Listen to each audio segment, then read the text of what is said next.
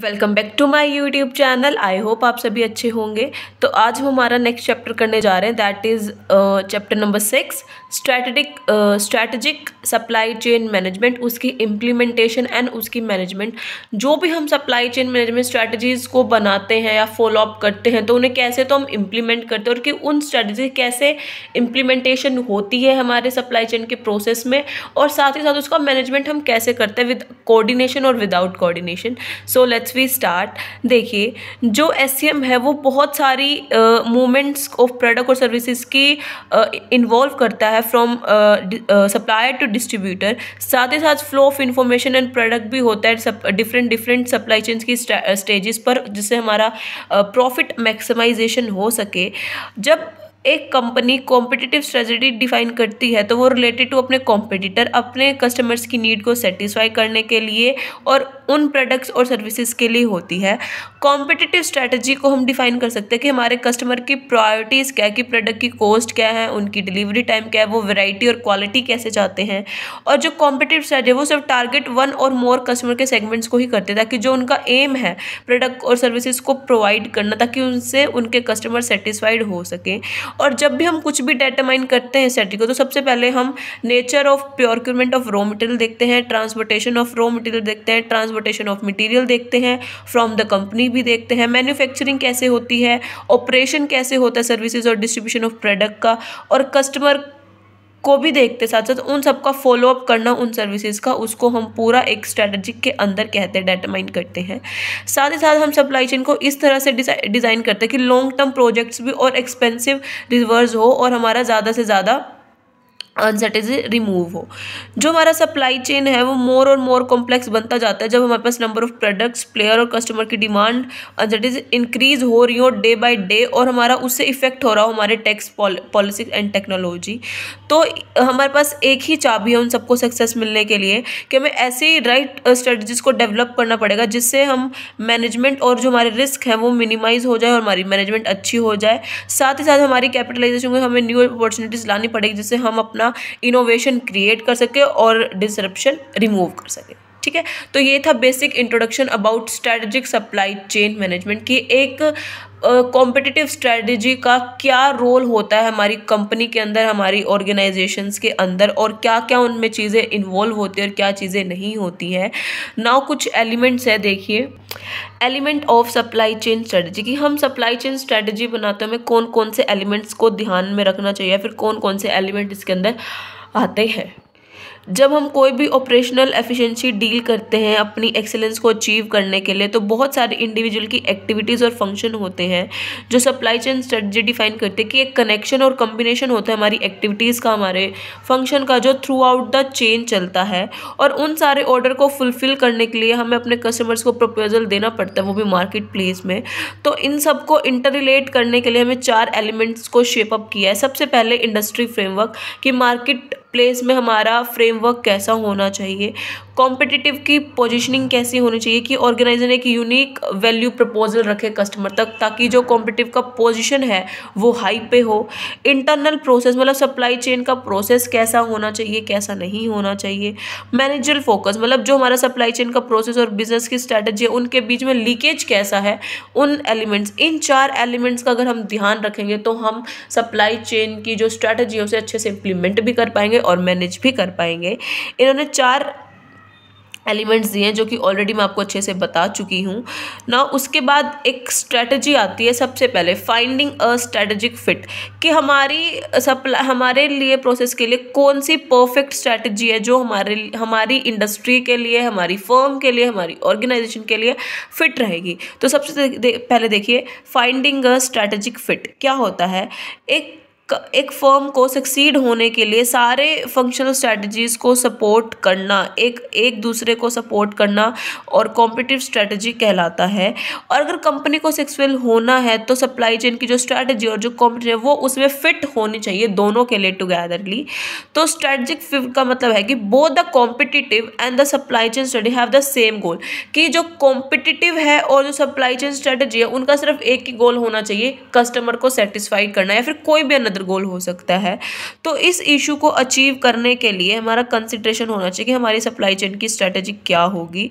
तो इस चीज़ के लिए रिक्वायर्ड के लिए सारे फंक्शंस फर्म के सारी स्टेजेस पे सपोर्ट और सेम गोल का टारगेट होगा, ताकि हम कंसिस्टेंटली हमारे कस्टमर्स की नीड को पूरा कर सके। अगर कहीं भी लैक आती है हमारी कॉम्पिटिटिव में या स्ट्रेटेजी में, तो वो हमारी सप्लाई चेन की सरप्लस को और हमारी सप्लाई चेन की प्रॉफिटेबिलिटी को डिक्रीज कर सकती है। अगर कहीं भी हम लैग करते हैं, हम कुछ गलतियां करते हैं, हमारे से अच्छे से इम्प्लीमेंट नहीं होता, मैनेज नहीं होता, तो वहीं तुरंत आपकी सप्लाई चेन का सरप्लस और आपका प्रॉफिट सप्लाई चेन का डिक्रीज होना स्टार्ट हो जाएगा। अगर आपको अच्छे से अचीव करना है स्ट्रेटेजिक फिट को, तो कंपनी को इंश्योर करना होगा कि जो सप्लाई चेन की कैपेबिलिटीज़ हैं वो इतनी एबल हो, इतनी एबिलिटी से सपोर्ट कर जाए, ताकि जो हमारे कस्टमर का टारगेट कस्टमर है उनकी नीड्स को अच्छे से वो पूरा कर पाए, उनकी नीड्स को अच्छे से सेटिस्फाइड कर सके। ठीक है, नाउ इसके 3 बेसिक अचीव स्ट्रेटजी आते हैं। सबसे पहले हमें कस्टमर्स को अंडरस्टैंड करना होगा, सप्लाई चेन की अनसर्टेनिटीज़ को रिमूव करना होगा, सप्लाई चेन की कैपेबिलिटीज़ को अंडरस्टैंड करना होगा कि हमारे सप्लाई चेन की कैपेबिलिटीज़ क्या है, कि हमें क्या क्या लाना चाहिए, उनकी कैपेबिलिटीज़ क्या, उनके अंदर कितनी कैपेसिटी है, और अपने स्ट्रेटेजिक फिट को अचीव करना होगा। तो उसके लिए सबसे पहले हमें कस्टमर को अंडरस्टैंड करना होगा, सप्लाई चेन की अंडरस्टैंडिंग्स को रिमूव करना होगा। तो सबसे पहले देखिए कैसे, अगर हमें कस्टमर्स को अंडरस्टैंड करना है तो कस्टमर को सबसे पहले ये आइडेंटिफाई करना होगा हमारे कस्टमर की नीड क्या है, उन्हें चाहिए क्या। अगर हम ईच कस्टमर को पर्टिकुलर सेगमेंट में सिमिलर नीड्स देते हैं और डिफरेंट सेक्टर में डिफरेंट नीड्स देते हैं, तो कंपनी समझ गई है कि सेगमेंट वाइज हमारे कस्टमर की नीड क्या है और अनसर्टेनिटी क्या है, और उन्हीं नीड्स को इम्पोज करके हम सप्लाई चेन कर सकते हैं। अगर इन नीड्स को कंपनी डिवाइड करती है डिजायर, कॉस्ट और सर्विस रिक्वायरमेंट में, तो जो अनसर्टेनिटीज़ है वो हेल्प कर सकती है कंपनी को आइडेंटिफाई करने में कि अनप्रेडिक्टेबिलिटी ऑफ डिमांड और सप्लाई कहाँ हो रही है सप्लाई चेन में, उसके लिए आप प्रिपेयर रहें। अगर कस्टमर की डिमांड डिफरेंट है डिफरेंट सेक्टर में, तो आपको डिफरेंट एट्रीब्यूट्स फॉलो करने पड़ेंगे। वो एट्रीब्यूट्स क्या क्या है, जो क्वालिटी ऑफ द प्रोडक्ट है उनके अकॉर्डिंग नीडेड होनी चाहिए, जो रिस्पॉन्स है वो टाइम टू टाइम होना चाहिए, एग्जीक्यूशन ऑफ सर्विसेज भी टाइम पे होनी चाहिए, और जो कस्टमर की विलिंगनेस है उनको भी आपको टॉलरेट करना होगा। जो भी वेराइटी ऑफ प्रोडक्ट और सर्विसेज रिक्वायर्ड है वो आप उन्हें प्रोवाइड करानी पड़ेगी। सर्विस लेवल का एक रिक्वायरमेंट होता है, उसे पूरा करना होगा। जो प्राइस ऑफ प्रोडक्ट और सर्विसेज है वो भी आपको अच्छे से रखनी होगी। Desire rate of innovation in the product, मतलब जो डिजायर रेट है कस्टमर का उसी के अकॉर्डिंग आपको इनोवेशन लानी पड़ेगी अपने प्रोडक्ट में। डिजायर लेवल के अकॉर्डिंग आपको क्वालिटी लानी पड़ेगी आपकी प्रोडक्ट की भी और आपके सर्विसेज की भी। इन सारे एट्रीब्यूट्स को अगर आप आइडेंटिफाई कर सको तो आप ये सोच लेना कि जो कस्टमर की नीड है वो जो कंसिडर है वो पूरी कर पा रहे हो, और इम्पोर्टेंट है जो आपकी रिजल्टिंग कैपेबिलिटीज़ हैं वो भी इंप्रूव होगी, और आपके जो अनसर्टेन है वो इतनी स्ट्रांगली अफेक्ट करेगी आपकी life cycle of the position of the product को, जिससे अगर आप न्यू प्रोडक्ट्स को इंट्रोड्यूस करते हो तो वो हाईली अनसर्टेन होंगे because of the design and the production जो उसमें इवॉल्व है। तो सारे मैच्योर प्रोडक्ट के पास लेस सप्लाई अनसर्टेनिटीज़ हो सकती है। ठीक है ना, उसके बाद हमें सप्लाई चेन की कैपेबिलिटीज़ को अंडरस्टैंड करना होगा। जब हमने ये समझ लिया कि हमारे कंपनी की अनसर्टेनिटीज़ क्या है, तो ये क्वेश्चन है, नेक्स्ट क्वेश्चन ये है कि हमारे फर्म के लिए बेस्ट डिमांड क्या होगी। तो कंपनी को ये सबसे पहले ये अंडरस्टैंड करना चाहिए कि हमारे सप्लाई चेन का डिज़ाइन क्या होगा, क्या वेल डिज़ाइन है, और उसके बाद उसकी कैपेबिलिटीज़ को स्टडी करना होगा। तो जो सप्लाई चेन है वो रिस्पॉन्सिवनेस है कि सप्लाई चेन में क्या क्या चीज़ें इंक्लूड होती हैं। तो सबसे पहले होती है कि वाइड रेंज रिस्पॉन्ड मिलना चाहिए हमारी क्वांटिटी डिमांडेड्स को। हमें शॉर्ट लीड टाइम पे हमें सारी रिक्वायरमेंट्स को मीट करना होगा। लार्ज वैरायटी में अपने प्रोडक्ट्स को हैंडल करना होगा। इनोवेशन प्रोडक्ट को बहुत जल्दी हाईली बिल्डअप करना होगा। हाई सर्विस लेवल भी देना पड़ेगा, और हमारी सप्लाई अनसर्टेनिटीज़ को हैंडल भी करना होगा। जब आप ये सारी एबिलिटीज सिमिलर है हमारे डिमांड एंड सप्लाई में, जब हाई इम्प्लॉयमेंट होता है, और जो ये सारी एबिलिटीज़ हैं, रिस्पॉन्सिवनेस है, वो आपको वाइड तो कैपेसिटी आपकी नीड इंक्रीज हो सकती है, और जब आपकी कॉस्ट इंक्रीज हो गई तो आपकी लोअर एफिशिएंसी हो गई। तो एक फर्म को देखना चाहिए जो ट्रेड ऑफ है एफिशिएंसी और रिस्पॉन्सिबिलिटी में क्या ट्रेड ऑफ है, और जो सप्लाई चेन की रेंज है वो किस पे फोकस कर रही है। जो आपका फोकस होना चाहिए उसी में होना चाहिए। गोल क्या होना चाहिए कि हम प्रोड्यूस करें और सप्लाई करें at the lowest possible cost. सिर्फ और सिर्फ फर्म का यही गोल होना चाहिए कि हमें फोकस करना है। हमारा गोल यही है कि हम ज़्यादा से ज़्यादा प्रोडक्ट प्रोड्यूस करें और रीजनेबल प्राइस में करें, लोअर पॉसिबल प्राइस में करें, जिससे हमारी सप्लाइंग ज़्यादा हो प्रोडक्ट्स की। जो हमारी मोर कैपेबिलिटीज़ हैं वो कंसिस्ट करती हैं सप्लाई चेन की रिस्पॉन्सिवनेस, और ज़्यादा रिस्पॉन्सिव भी ज़रूरी है। अगर एक एफिशिएंट सप्लाई चेन चाहिए तो हमें लोअर कॉस्ट में हमें एलिमिनेट करने होंगे हमारे responsive capabilities. Now finding a zone of strategic fit, इसमें क्या होता है कि फाइनल स्टेप हमें ये इंश्योर करना पड़ता है कि हमारा जो सप्लाई चेन है वो अभी भी हमारे कस्टमर की नीड ऑफ कस्टमर को कंसिस्ट कर रहा है। अगर यहाँ पे कोई मिसमैच हो रहा है फर्म की कैपेबिलिटी में और डिज़ायर कस्टमर नीड में, तो कंपनी को ज़रूरत है रिकंस्ट्रक्ट करने की, साथ ही साथ अपने सप्लाई चेन के कॉम्पिटिटिव स्ट्रैटेजी की। और नेक्स्ट स्टेप यही रहेगा कि हम कौन सा रोल किसको असाइन करें कि डिफरेंट स्टेजेस में सप्लाई चेन के, ताकि इंश्योर हो कि हमें अप्रोप्रिएट रेस्पॉन्सिवनेस मिले हमारे सप्लाई चेन की, और सारे फंक्शन हैं स्ट्रैटेजिक के वो उसी कॉम्पिटिटिव स्ट्रैटेजी के अकॉर्डिंग हो। अगर हमारी सब स्ट्रैटेजीज भी बनानी है हमें सप्लाई चेन को अचीव करने के लिए, मैन्युफैक्चरिंग, इन्वेंट्री, परचेजिंग के लिए, तो आपको उनको कंसिस्ट करना होगा और उनके लेवल ऑफ रेस्पॉन्सिवनेस के अकॉर्डिंग आपको सब रोल्स बनाने पड़ेंगे। तो जो आपका गोल है ये है कि हम हाई रेस्पॉन्सिव टारगेट को सप्लाई चेन को फेस करें और हाईली इम्प्लीमेंट करें, एफिशिएंट हो सप्लाई चेन मेरे, और इंक्रीजिंग इम्प्लाइड अनसर्टेनिटी हमारे कस्टमर के लिए भी, और हमारे सप्लाई सोर्सेज बेस्ट सर्व होने चाहिए हमारे increasing responsiveness for the supply chain. अगर जो रिलेशनशिप रिप्रेजेंट होता है जोन ऑफ स्ट्रेटेजिक फिट का, वो हाई लेवल ऑफ परफॉर्मेंस होता है। अगर कंपनी मूव करती है strategic company to supply chain, मतलब implied uncertainty to resulting responsive, तो वो towards the zone of strategic fit होता है। इन्होंने डायग्राम भी दिया हुआ है, देखिए। अगर इम्प्लाइड अगर अनसर्टेन डिमांड और सर्टेन डिमांड के बीच में है तो वो जोन ऑफ स्ट्रेटेजिक फिट है, और ऐसे ही रेस्पॉन्सिव और एफिशिएंट सप्लाई चेन के बीच में रेस्पॉन्सिवनेस स्ट्रेटेजी, तो वो एक जोन ऑफ स्ट्रेटेजिक फिट ही कहलाया जाता है, जो कि आपको पता लग गया कि हमें अप्रोप्रिएट लेवल पे ही हमें अपने फंक्शंस परफॉर्म करने पड़ेंगे, सपोर्ट करना पड़ेगा अपनी हर एक स्ट्रैटेजी को, और जिसका जो लेवल है हमें उसी के अकॉर्डिंग उसको फिट करना पड़ेगा, ठीक है। अगर हमें मॉडिफाई करना है हमारी सप्लाई चेन को, तो कंपनी को रिक्वायर्ड है सारी रेस्पॉन्सिव अपने प्रोडक्ट्स की फास्ट ग्रोथ के लिए, कस्टमर की सेगमेंट्स के लिए, चैनल्स को उनको मेंटेन करना होगा लो कॉस्ट पे, ताकि प्रोडक्ट को स्टेबल करना होगा और कस्टमर की सेगमेंट करनी होगी। अगर आपको टेलरिंग करनी है सप्लाई चेन की, तो रिक्वायर्ड है सारे आपको ऑपरेशंस को शेयर करना होगा, कुछ लिंक्स को भी करना पड़ेगा जब आप सेपरेशन कर रहे हो उन लिंक्स की, और जो लिंक आप शेयर कर रहे हो मैक्सिमम पॉसिबल एफिशिएंसी को अचीव करने के लिए, तो आपको अप्रोप्रिएट लेवल पर ही प्रोवाइड कराने पड़ेंगे। फॉर एग्जांपल, अगर ऑल प्रोडक्ट सेम लाइन पे बन रहे हैं, प्लांट पे बन रहे हैं, तो वहाँ पे हाई रेस्पॉन्सिवनेस हो सकती है, शिपिंग की फास्ट मोड ऑफ ट्रांसपोर्टेशन हो सकता है।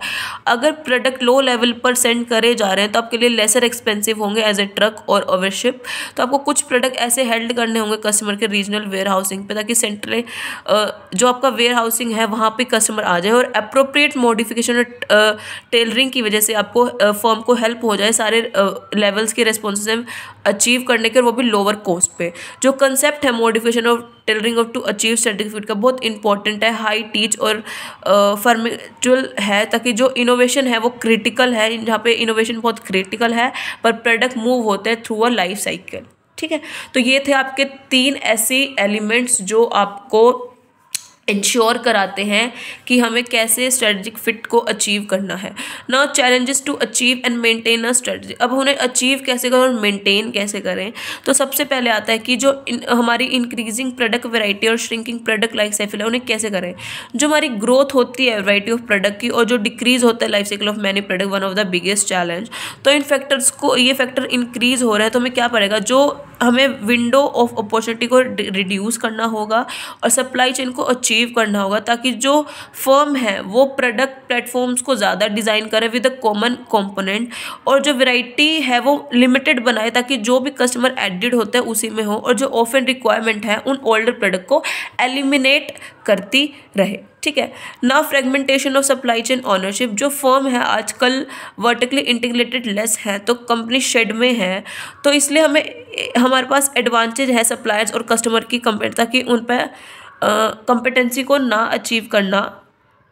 सप्लाई चेन को मैनेजमेंट करना बहुत डिफ़िकल्ट हो गया है, साथ साथ जो ओनर हैं, जो पॉलिसीज़ हैं, क्योंकि लैक ऑफ कोऑर्डिनेशन बी है जो रिस्ट्रिक्ट है मेंबर सप्लाई चेन के टुवार्ड्स कॉमन ऑब्जेक्टिव, वो पूरी चेन में है जिसका हमारे पास हमारा ओवरऑल रिजल्ट हमारी प्रॉफिटेबिलिटी को, मतलब हमारी प्रॉफिटेबिलिटी लेस होकर हमें दिखाई दे रहा है। ग्लोबलाइजेशन एंड इंक्रीजिंग अनसर्टेनिटी, इसमें क्या जगह कि ग्लोबलाइजेशन इंक्रीज हो रहा है, अपॉर्चुनिटीज़ हो रही है, रिस्क भी बढ़ रहे हैं, तो स्ट्रेस हमारी चेन पर आता है क्योंकि जो फैसिलिटीज़ है विद इन द चेन वो कोऑर्डिनेशन ही बनाती है और वो हमारे को डिफ़िकल्टी करती हैं। तो जो ग्लोबलाइजेशन है वो ग्लोबल सप्लाई चेन को क्रिएट करता है, साथ ही साथ फिजिकल डिस्टेंस भी इंक्रीज करता है हमारी कंपनी और सप्लायर्स के बीच में, कंपनी और कस्टमर्स के बीच में भी। तो फर्म को ये ध्यान रखना चाहिए जो ग्लोबल रिस्क और अनसर्टेनिटीज़ हैं उन they want to maintain strategy, को वो चाहते हैं कि वो वहाँ पे स्ट्रेटेजिक फिट भी बना के रखे अगर ऐसा हो भी रहा है तो, ठीक है। उसके बाद आपका ये टॉपिक है achieving and maintaining strategic fit and Indian scenario. ये टॉपिक आपको करने की कोई नीड नहीं है क्योंकि ये इंपॉर्टेंट नहीं है, ना ही एग्जाम पॉइंट ऑफ व्यू में, ना ही आपके सिलेबस में। इसकी बजाय आपके दो टॉपिक हैं जो मैं आपको कराना चाहूँगी, ये नोट कर लेना, ठीक है। मैं पिक्चर भी एडजस्ट कर दूँगी लास्ट में। ये टॉपिक इसको कट करके ये दोनों टॉपिक कर लेना, ये इंपॉर्टेंट है। तो हम स्टार्ट करते हैं। सबसे पहले है स्ट्रेटेजिक सप्लाई चेन डिसीजन, कि supply chain, strategic supply chain के लिए आपके डिसीजंस क्या क्या होने। सबसे पहले आपको ये डिसीजन लेना है कि हमारे प्रोडक्ट की डेवलपमेंट कैसी होगी। प्रोडक्ट की डेवलपमेंट में क्या क्या आएगा, प्रोडक्ट किस रॉ मटेरियल से बनेगा, किस किस सप्लायर से लिया जाएगा, किस किस होलसेलर को डिस्ट्रीब्यूट करा जाएगा, उसकी पैकेजिंग कैसी होगी, उसकी प्राइसिंग कैसी होगी, उसके अंदर के इंग्रेडिएंट्स कैसे होगी, उसकी क्वालिटी कितनी होगी, कितने डिस्काउंट पे जाएगा, कितने सैंपल जाएंगे, कब लॉन्च होगा और कितने टाइम के लिए होगा और किस किस सेगमेंट के लिए बनेगा। तो ये सारी चीज़ें आपके प्रोडक्ट डेवलपमेंट के बीच में आती है जो आप डिसीजन लोगे। उसके बाद आता है कस्टमर। जब आपने ये सोच लिया कि प्रोडक्ट की डेवलपमेंट इस तरीके से होगी, हमारा ये प्रोडक्ट बनेगा, तो आपको ये सोचना है कि वो प्रोडक्ट आपके कस्टमर्स, वो जो प्रोडक्ट है वो आप किन कस्टमर्स को आप देने वाले हो, रूरल को देने वाले हो या अर्बन को देने वाले हो। अगर आप दोनों को देने वाले हो तो रूरल के लिए किस क्वालिटी में बनेगा और अर्बन के लिए किस क्वालिटी में बनेगा, रूरल के लिए किस प्राइस में जाएगा और अर्बन के लिए किस प्राइस में जाएगा। तो आपको इन चीज़ों को अभी डिसीजन लेना पड़ेगा जब आप सप्लाई चेन की स्ट्रेटजी बना रहे हो। उसके बाद मैन्युफैक्चरिंग कैसे होगी उन प्रोडक्ट की, किन किन रॉ मटेरियल से होगी, किस मैन्युफैक्चर से रॉ मटेरियल जाएगा और मैन्युफैक्चरिंग कितने दिन में होगी, हमें कितने प्रोडक्ट्स बनाने हैं और उन मैन्युफैक्चर में उनकी पैकेजिंग किस प्रकार से होगी। तो ये सारी चीज़ें उस मैन्युफैक्चरिंग में आ जाती हैं। नाउ सप्लायर्स, मैन्युफैक्चरिंग होने के बाद आप वो प्रोडक्ट किस किस सप्लायर्स को देने वाले हो, कितने सप्लायर्स को देने वाले हो, किस पर्टिकुलर प्रोडक्ट को कितना प्रोडक्ट जाएगा, कितनी यूनिट्स जाएंगे और किस किस सप्लायर्स को जाएंगी। तो ये सब आपको इन चीज़ों में देखनी है जो आप स्ट्रेटेजिक सप्लाई चेन के डिसीजन लोगे, तब आपको ये चारों पॉइंट्स को ध्यान रखना है, ठीक है। Now process of developing supply chain management strategies, की प्रोसेस क्या है सप्लाई चेन मैनेजमेंट की स्ट्रेटजीज को डेवलप करने का। सबसे पहले कस्टमर्स की रिक्वायरमेंट को आइडेंटिफाई करना होगा, जो चीज़ आपकी पहले भी आ चुकी है, आपकी स्ट्रेटजीज में आ गई, आपकी एलिमेंट में आ चुकी है। कस्टमर्स की रिक्वायरमेंट को आइडेंटिफाई करो, उन्हें अच्छे से स्टडी करो, उसी के बेसिस पे अपना प्रोडक्ट बनाओ, उसी के अकॉर्डिंग प्राइसिंग करो, उसी के अकॉर्डिंग अपना पैकेजिंग करो और उसी के अंदर अपना लॉन्च करो, ठीक है।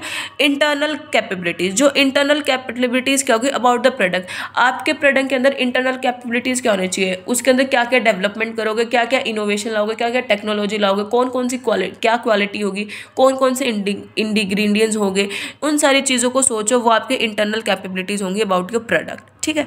उसके बाद आपका नेक्स्ट प्रोसेस आता है स्टेप का सप्लाई चेन ट्रेंड, कि आपका सप्लाई चेन में ट्रेंड क्या चल रहा है और किस प्रकार से चल रहा है, कि सबसे पहले सप्लायर का रोल क्या है, फिर मैन्युफैक्चर का रोल क्या है, डिस्ट्रीब्यूटर का रोल क्या है, फिर होलसेलर का, फिर रिटेलर का, फिर कस्टमर का। उसके उस सप्लाई चेन के ट्रेंड के अकॉर्डिंग ही आपको अपना प्रोसेस करना होगा सप्लाई चेन मैनेज की स्ट्रैटेजीज का। फिर उसके बाद आपको अपने कॉम्पिटिटिव को एनालाइज करना होगा कि हाँ अगर हम ये वाला प्रोडक्ट बनाते हैं तो हमारे कॉम्पिटिटिव का एनालाइजेशन लगाना पड़ेगा कि हमारे टक्कर वाला कौन कौन है, हमारे कॉम्पिटिटिव कौन कौन है, और अपने कॉम्पिटिटिव को बीट करते हो उस प्रोडक्ट की कैसे प्रोसेसिंग करनी है, कैसे डेवलपमेंट करनी है उस स्ट्रैटेजी की।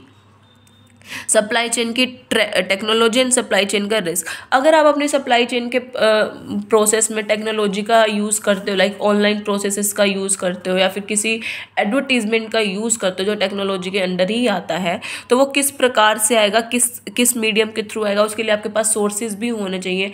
अगर सोर्सेज आपके पास अवेलेबल है तो नहीं है तो आप कहाँ किस सोर्स के थ्रू, मीडियम के थ्रू आप उन सोर्सेज को पूरा करोगे, और जो सप्लाई चेन के रिस्क है आप उन्हें कैसे ओवरकम करोगे, ठीक है, आपको ये चीज़ें सारी प्रोसेस में सुननी पड़ेंगी। न्यू सप्लाई चेन कैपेबिलिटीज़, जो आपका न्यू सप्लाई चेन कैपेबिलिटीज़ है उनको आपको आइडेंटिफाई करना होगा कि आपके न्यू सप्लाई चेन में कुछ कुछ टेक्नोलॉजीज़ आई हैं, कुछ कुछ डेवलपमेंट्स आई हैं, ट्रेंड्स आए हैं, तो उसके अकॉर्डिंग सप्लाई चेन की कैपेबिलिटीज़ भी चेंज हुई होंगी, तो उनके अकॉर्डिंग आपको अपने प्रोडक्ट की स्ट्रैटेजी बनानी पड़ेगी। Supply chain organisation and people, जो सप्लाई चेन आपकी ऑर्गेनाइजेशन के अंदर होती है और वो पीपल के थ्रू होती है, उनको आइडेंटिफाई करना होगा कि हमें सप्लाई चेन ऑर्गेनाइजेशन के अंदर कैसे करनी है, सप्लायर, मैन्युफैक्चर, होलर सेलर के अंदर। और पीपल मतलब आपकी मार्केट प्लेस, आपके रिटेलर्स, आपके कस्टमर्स, आपके फ्री सैम्पल्स, उनके अंदर आपको प्रोसेसिंग करनी होगी। नाउ बैरियर्स, हमें कौन कौन से बैरियर्स को फेस करना पड़ता है जब हम प्रोसेसिंग कर रहे होते हैं हमारी सप्लाई चेन स्ट्रेटजीज़ की, कि इंटरप्शन ज़्यादा हो सकती है, इम्प्लीमेंटेशन में हो सकती है, कोऑर्डिनेशन में लैक हो सकती है, प्रॉपर इम्प्लीमेंटेशन नहीं हो सकती, हम अच्छे से फॉलोअप नहीं कर रहे, मैनेजमेंट में प्रॉब्लम आ रही है, या फिर हमारे जो एम्प्लॉयज़ हैं वो अच्छे से उस चीज़ को अडप्ट नहीं कर पा रहे हैं। तो कौन कौन से आपको बैरियर्स फेस करने पड़ते हैं, इस चीज़ का भी आपको प्रोसेसिंग में ध्यान करना ही पड़ेगा। सप्लाई चेन स्ट्रेटजी एग्जीक्यूशन, जब ये सारी चीज़ें आप प्रोसेसिंग कर लो, इन सब का रिजल्ट आपको पॉजिटिव में मिले, तो अब आपको टाइम आ गया कि आपकी जो आपने स्ट्रेटजी बनाई है उसको एग्जीक्यूट करने का, उसको इम्प्लीमेंट करने का, उसको मैनेज करने का, उसको कोऑर्डिनेट करने का, फॉलोअप करने का और अपना गोल को अचीव करने का।